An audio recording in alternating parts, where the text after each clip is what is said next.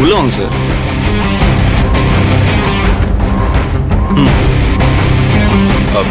Bro என்னாச்சு? அந்த பென்ட்ரைவ்ல இருக்கிற வீடியோவை ரெக்கவர் பண்ணியாச்சு. அதெல்லாம் பக்காவா பண்ணியாச்சு சார். இந்தாங்க சார். தேங்க்யூ. ஒரு ஹெல்ப் பண்ண முடியுமா? என்ன சார்? இந்த பென்ட்ரைவ்ல இருக்கிற ஃபைலை இந்த சிஸ்டம்ல ஓபன் பண்ணி பார்க்கலாம். பார்க்கலாம் சார். இதுல என்ன இருக்கு? தேங்க்யூ. பாருங்க. அதான்.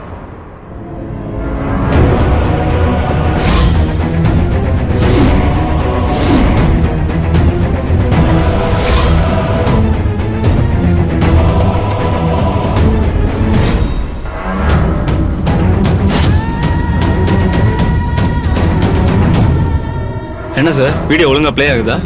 நான் பார்த்த வீடியோ இது இல்லையே, வேற வீடியோல இருந்துச்சு. அப்படியா? இல்ல சார், பென்ட்ரைவ்ல இந்த ஒரு வீடியோ தான் சார் இருந்துச்சு. நீங்க சொன்ன மாதிரி இந்த ஒரு வீடியோ தான் பாதி ப்ளே ஆகி கரெக்டா இருந்துச்சு. அதனால தான் இதை ரெக்கவர் பண்ணேன். பென்ட்ரைவ்ல வேற எதுவும் வீடியோ இல்ல சார். இல்ல, எனக்கு நல்லா தெரியும் இந்த ஃபைல்ல வேற வீடியோ தான் இருந்துச்சு. அது ஒரு சிசிடிவி ஃபுட்டேஜ். அதுல என் அம்மாவும் அண்ணியும் இருந்தாங்க. நான் பார்த்தது இந்த வீடியோ இல்ல. ஒருவேளை இப்படி ஆயிருக்கலாம் சார். நீங்க ரெக்கவர் பண்ணணும்னு சொன்ன வீடியோவை ரொம்ப நாளா இதுலயே இருந்துச்சுன்னு சொன்னீங்கல்ல, அது ஆல்ரெடி டெலிட் பண்ண ஃபைலா இருந்திருக்கும். சரியா டெலிட் ஆகாம ப்ராசஸ் பாதியிலே நின்றுக்கணும். அதான் கரெக்டான மாதிரி காட்டுது. அதே ஃபோல்டர்ல தான் இந்த வீடியோ ஃபைலும் காப்பி பண்ணிருக்கணும். பென்ட்ரைவ்ல இருக்க ஃபைலை ரெக்கவர் பண்ணும்போது அந்த டெலிட் ஆன ஃபைல் மாதிரி டூப்ளிகேட் ஃபைல்லாம் அதுவே கிளியர் ஆயிடும். நீங்க கேட்ட வீடியோ அந்த மாதிரி தான் போயிருக்கணும். சாரி சார், இனிமே ஒண்ணுமே பண்ண முடியாது.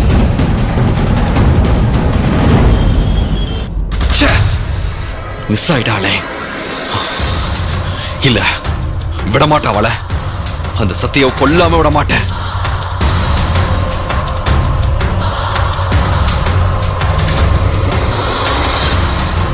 சாரி தேவி, அந்த சத்தியாவ நேத்து எதுவும் செய்ய முடியல.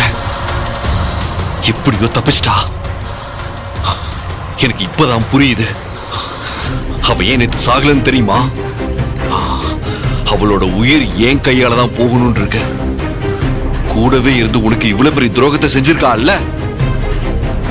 உன்னையும் நம்ம குழந்தையையும் சேர்த்து கொண்டிருக்காள் அவ.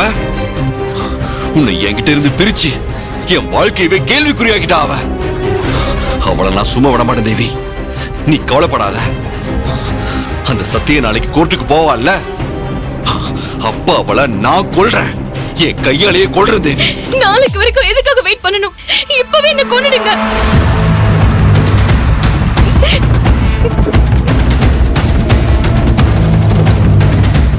என்ன உங்க கையால கொல்லணும்னு தானே நினைச்சீங்க? இதோ உங்க எதிரில தான் நிக்கிறேன். கொல்லுங்க. நான் செத்தாதான் உங்களுக்கு நிம்மதினா என்ன தாராளமா கொல்லுங்க. நான் கண்டிப்பா உங்களை தடுக்க போறது இல்ல. நீங்களா அபிமாமா என்ன கொல்லணும்னு நினைக்கிறீங்க? அர்ஜுனுக்கு கூட என் மேல கோவம் இருக்கும். ஆனா உங்களுக்கு அப்படி எதுவுமே இருக்காதுன்னு நினைச்சு நீங்க என்ன தப்பா நினைக்க மாட்டீங்கன்னு நினைச்சு. ஏன் அபிமாமா, ஏன் இப்படி செஞ்சீங்க? எல்லாரும் நம்புற மாதிரி நீங்களும் நான் தேவி அக்காவை கொன்னிருப்பேன்னு நம்புறீங்களா? சொல்லுங்க மாமா, நீங்களும் நான் கொலைகாரியா தான் இருப்பேன்னு நினைச்சீங்களா மாமா? ஆமா, நீ கொலைகாரிதான். என் தேவிய கொன்னு அவளை என்கிட்ட இருந்து நிரந்தரமா பிரிச்சிட்ட. பின்ன நீ கொலைகாரி இல்லாம வேற யாரு? என் தேவியோட வயித்துல என் குழந்தை இருந்துச்சு, உனக்கு தெரியும்ல அது. அத பார்த்து கூட உனக்கு அவளை கொல்லணும்னு தோணுச்சு. அப்படி அவ என்னதான் தப்பு செஞ்சா உனக்கு? அவளை கொல்ற அளவுக்கு உனக்கு என்ன அவ மேல கோபம்? கூடவே இருந்து இப்படி ஒரு காரியத்தை செஞ்சிட்டல்ல. ரெண்டு உயிரும் ஒன்ன சேர்த்து கொன்னுட்டல்ல.